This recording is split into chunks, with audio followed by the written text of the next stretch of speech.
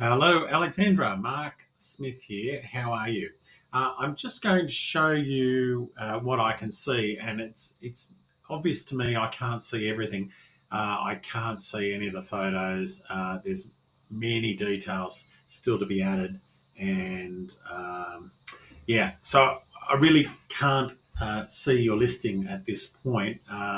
It's still a work in progress, but let's have a look at your note, and maybe I can comment about that. Thanks for getting in touch and offering to assist me. Yes. By the way, when you do push submit, I can have a look through the entire thing before it even goes live, and I can give you some tips on what you're proposing to list, and whether the photo orders are good, whether photos are good enough, the pricing, the cancellation policies, all of that.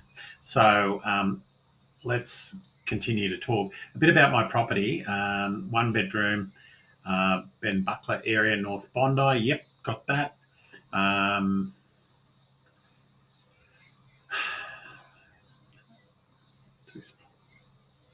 So to help service your mortgage. Okay, so affordability. I'm not sure where you're living. It sounds like you're not actually living there. Currently, the unit is tenanted, but I'm keen to get the listing up and running as soon as possible. So that means you'll need to put furniture and like gear it all up.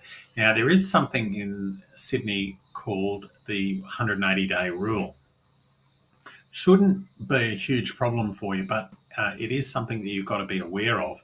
And you're going to want to, the 180-day rule just says that you can only book the property through a platform for for 180 days, which means using Airbnb or Stays or some of the other platforms, booking.com, you can only take bookings legally for 180 days, and then within a calendar year. But of course, that would probably, even if you did incredibly well and like got 3/4 occupancy for 3/4, that would take you through until in a calendar year. You're not going to run up against the limit this calendar year, but next calendar year, the very earliest it could be a problem, I would say, would be around about the 1st of October. And then after that, any bookings that are done direct, and in other words, not done through Airbnb, they don't count towards that 180-day limit. So you do want to have a think about getting a rebooking strategy. And if you're getting, if you get people that come and stay regularly, you want those people to come back and not book through the platform and therefore not count towards the 180 days. Therefore, they're more profitable. And on top of that, there is no Airbnb fee. So I don't actually work for Airbnb, but I'm what's called a superhost ambassador. So yes, I look after Airbnb and I do work with them, but not for them. So I'm just telling you these sorts of things so you can get some thinking in your mind about servicing your mortgage, which you talked about. Currently, it's tenanted. I don't have professional photography yet, so have a look on Airbnb at some of your competitors and go and do a map-based search, and the ones very nearby, and you'll see like some have better photos than others, and that'll give you a very good idea. Number one, what you're competing against price-wise, but also what you're competing against with perceived quality, and you would be competing up against people who got 2, 3, 500 reviews, and so you need to give yourself every possible chance. So some of the ones that have got, say, 500 5-star reviews, probably going to be find it difficult to, unless you've got better photos or cheaper pricing or something, or maybe better location, better views, then, think like you're a guest. So do I think professional photos, well, they must be accurate for what's there. Do you think it's worth using some old photos to get started booking? Well, there might be old photos of the property as it was furnished before. It needs to look pretty much identical so that people know exactly what to expect. So do I recommend using old photos? Probably not. And again, like the cost of this photography is probably about $300. You can make that up with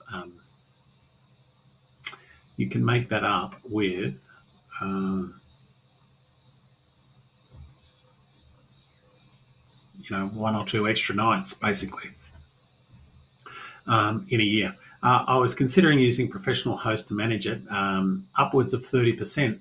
That does sound a little high. I am personally something called a experienced co-host, and I charge 20%, and that includes GST. So it's really 18% plus.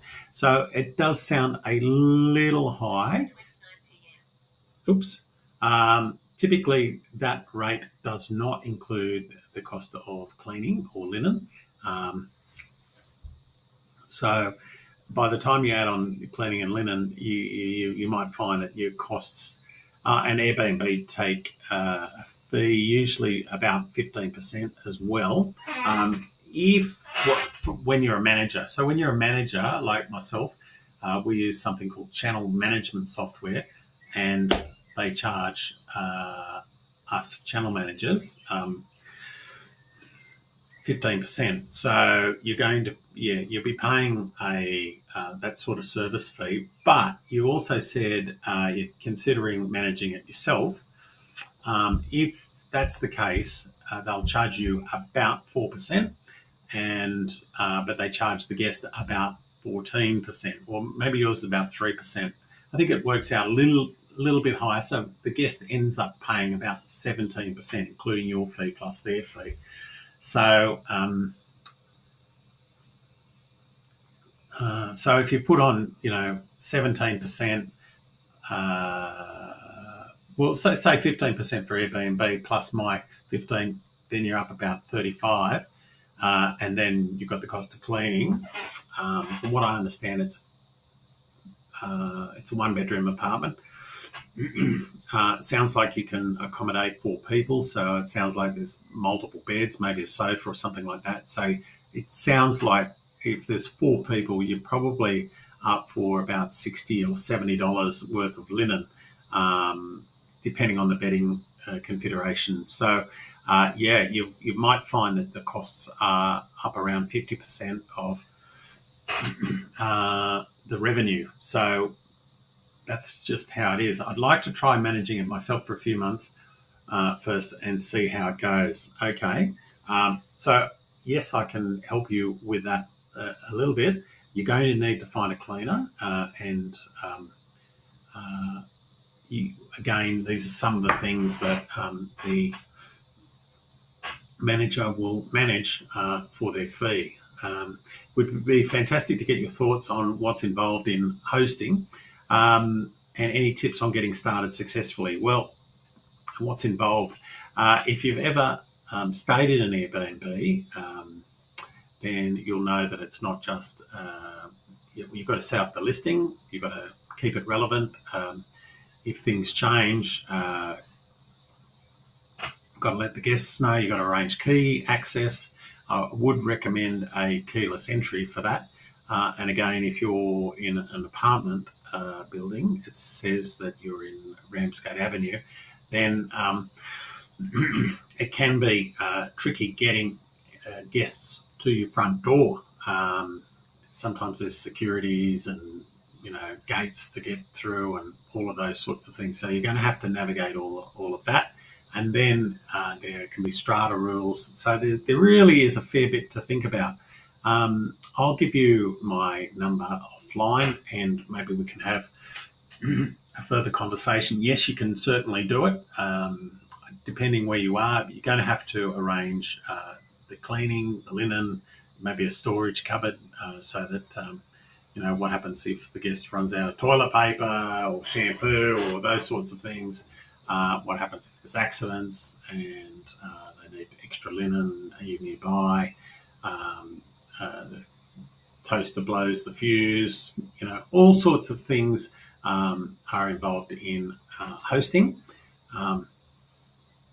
Again, think like a guest. Think about when you were a guest ever and you stayed in an Airbnb, what was involved. There's communications with guests before, during and after. So that's typically part of the manager's 20, 30% or whatever is their fee. So Alexandra, hopefully that gives you a little bit of a taste of what's involved. I'm happy to have a look at the rest of your booking as it starts to come together.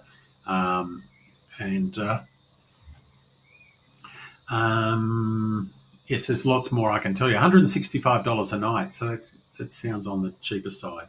Anyway, I hope that's been of a little bit of help, and I look forward to helping you get started.